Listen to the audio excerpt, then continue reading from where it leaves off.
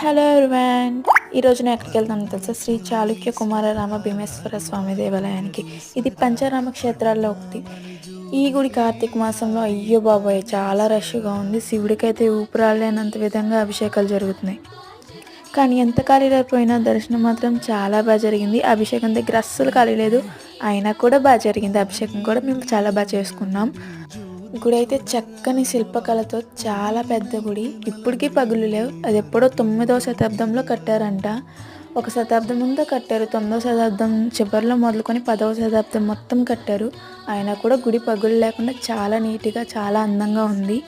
ఈ గుడి యొక్క విశిష్టత వచ్చేసి నేను కింద డిస్క్రిప్షన్లో లింక్ ఇస్తాను, చూసేయండి. మీరు కూడా శివానుగ్రహం పొంది ఆ పంచరామ క్షేత్రానికి వెళ్ళాలని మనస్ఫూర్తిగా కోరుకుంటున్నాను. అండ్ అలాగే మన ఛానల్ సబ్స్క్రైబ్ చేసుకొని లైక్ చేసుకోండి. స్టార్టింగ్లో చూసిన ఆంజనేయ స్వామి విగ్రహం ఏ ఊర్లో ఉందో మీరు గెస్ట్ చేస్తే కామెంట్ చేయండి. Bye friends.